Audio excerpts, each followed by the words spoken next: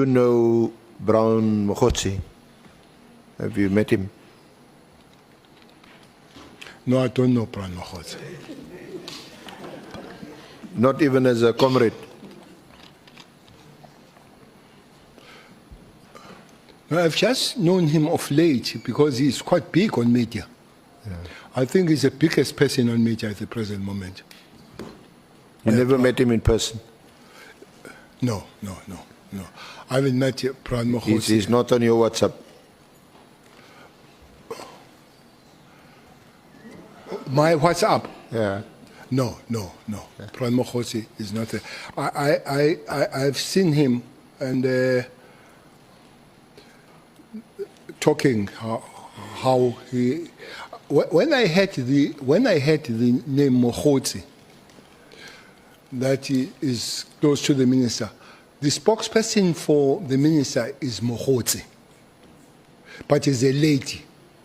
So I have always the spokesperson for the minister Mkhwanazi, yeah, is Mkhwanazi. Yes. So, but just one moment, Honorable Malema.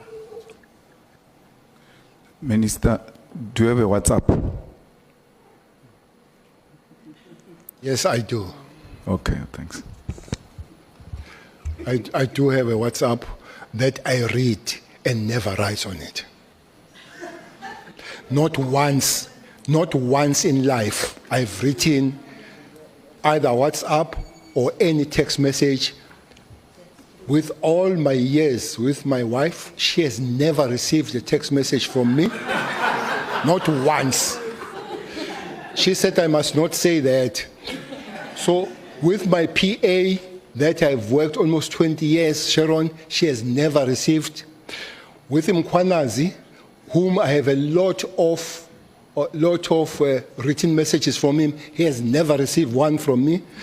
By the way, including because I saw the war between Mkhwanazi and Sibiya about the question of AKA that Mkhwanazi did not want to report to me. But a person who reported to me the matter of AKA was Mkhwanazi, who sent me the message at about 11:30 at night. So that's why it was funny for me that he does not report to politicians when they were fighting with this Sibiya, when he hasn't done.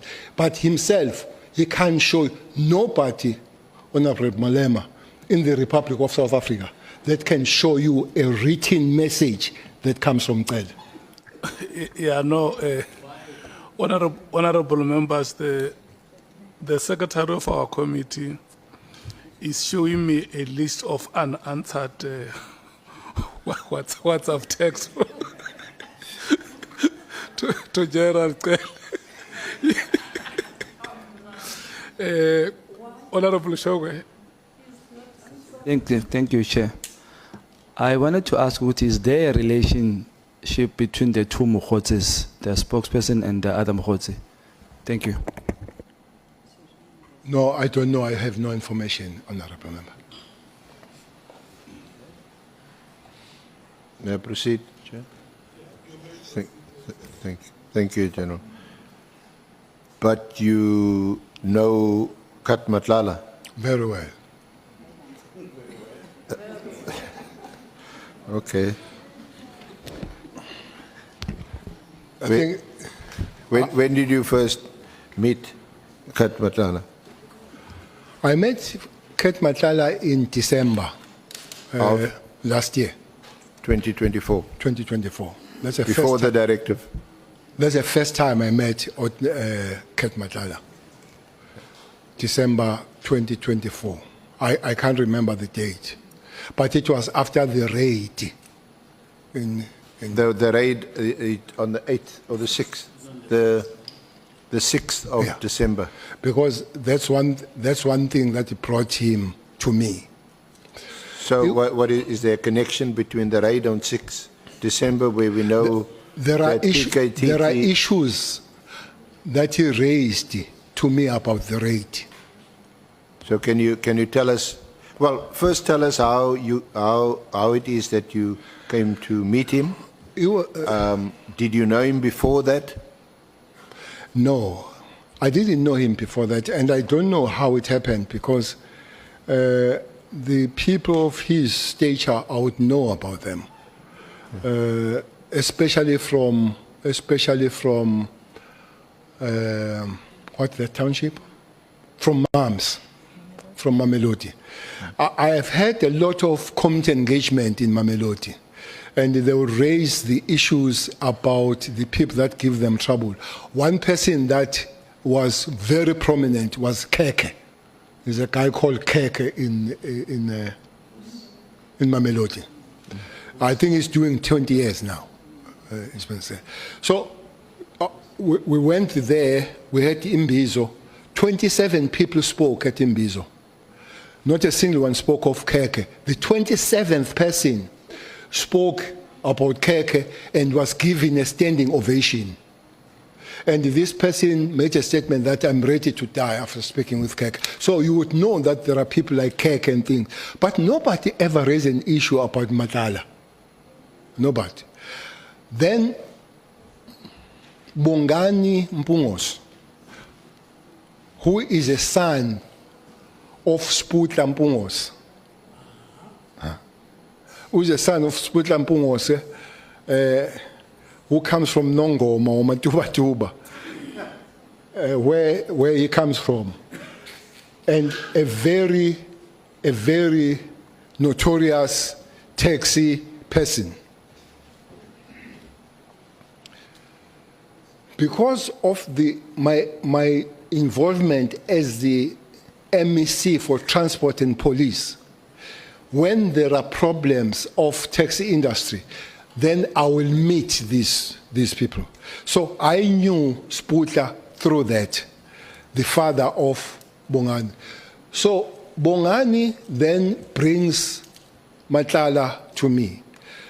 So I think a week or 2 weeks I've read earlier to say there is this Tembisa person who has received this 360, is it 360 or 260 amount of contract from the South African police. They came and I met them in Beverly Hill in Durban. So I met there. I think I delayed two days because Bongani, who's known as Mabonga, did not tell me that he's bringing somebody else. So as I came there, because there was a photo of Kat, I said to him, "You look like Kat." He said, "I'm one." I said to him, "Nkosiam, what's the story with you and me and all that?" So he said, "No, he has asked Mabonga to come to me because there are 2 issues he wants to raise with me." Where were you meeting? Beverly Hills Hotel in Durban. The Beverly Hills Hotel. Yes, sir. Do you know Beverly Hills? It's a fancy hotel.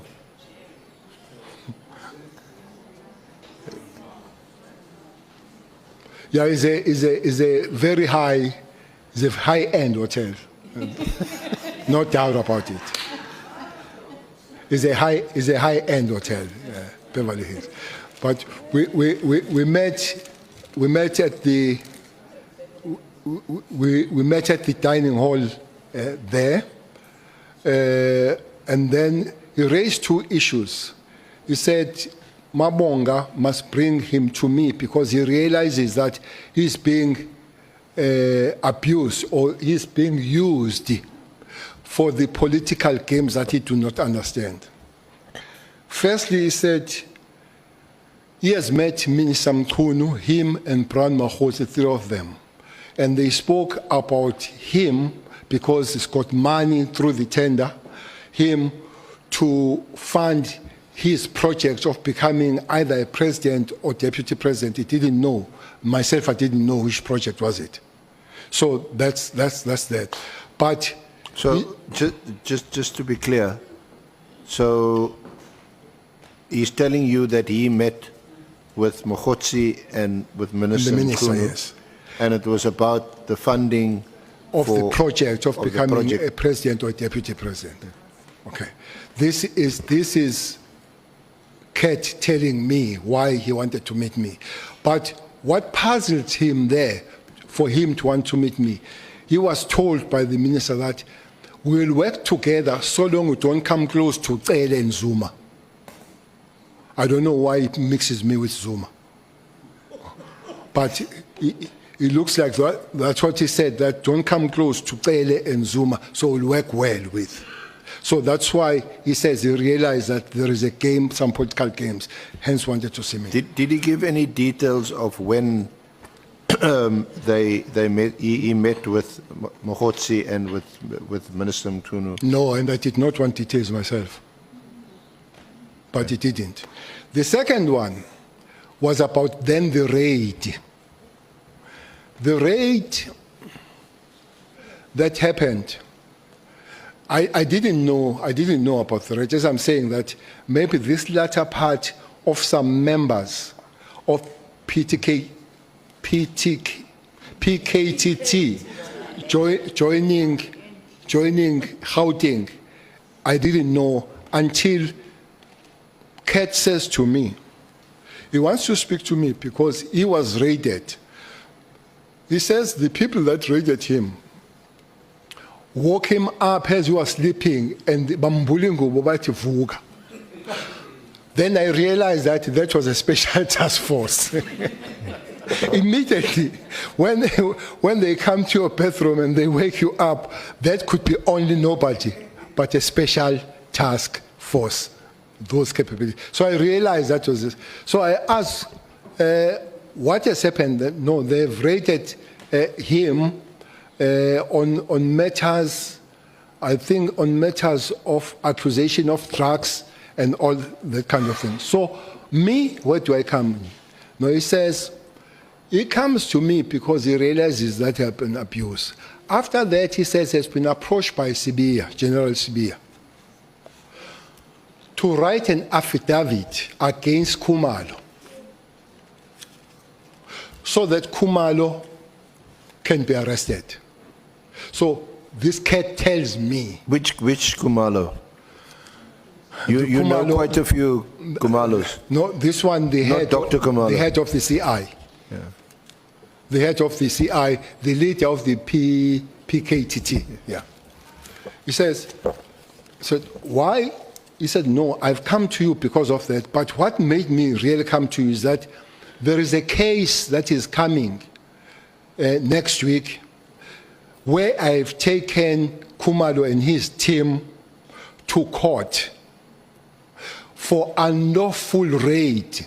So the reason is that I must take Khumalo to court so that he can lose the case and the Sibia finds the way to discipline him.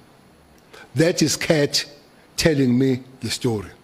He goes on to say he was told or stroke the affidavit of taking Khumalo was written by Sibia to say they've stolen his Rolex and the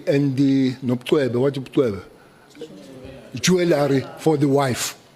So they must write it so that it's not just the raid, but it's also the theft. So that's why he comes to me.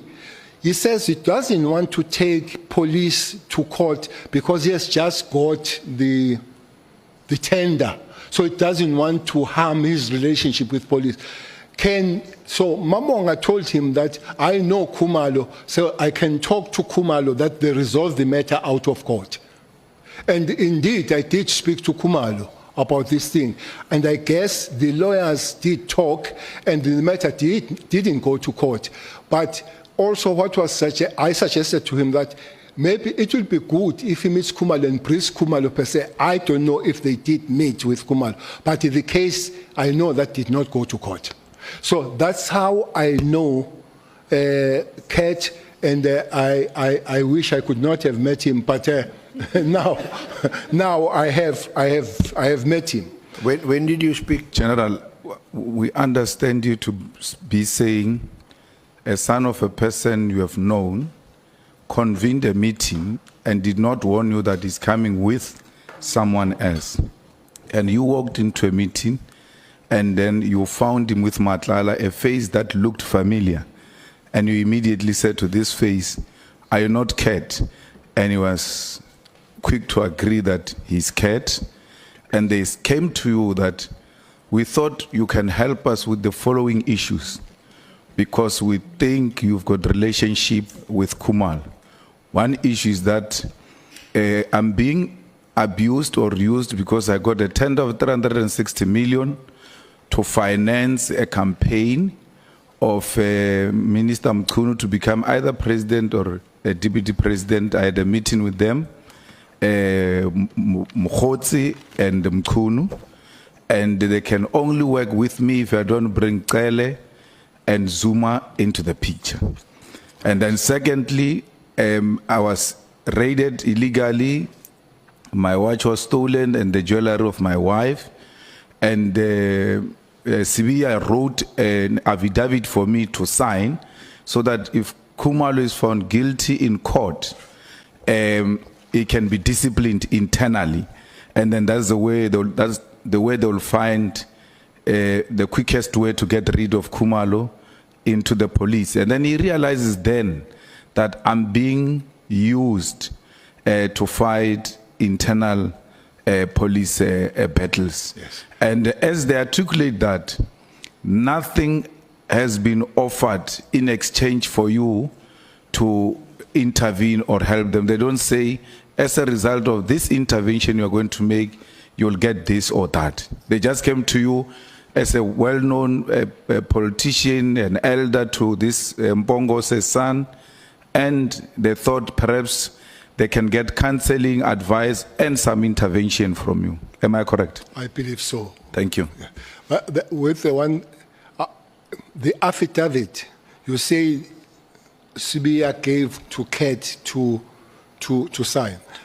I don't know whether was giving words to Kate, but the affidavit was influenced by Sibia when it was developed. It could have been written by Kate, but being instructed. Even that affidavit, I'm told, it was not even because this was happening in Waterkloof. But I'm told that the affidavit was signed somewhere in Soweto. They said there was somebody that would be easy, station commander, to sign and agree with that affidavit. General, was this Rolex and the jewelry stolen or not? So was the affidavit that Matlala deposed fake? Did he lie under oath? Because when you depose an affidavit, you make an affirmation under oath. So was the jewelry and the Rolex stolen regardless of who stole it? Or in your interpretation or understanding of the issues, he deposed a fake affidavit? Thank you. No, I remember him very well saying there was no Rolex stolen from him. I remember him saying so. That's why he raised the issue of him being.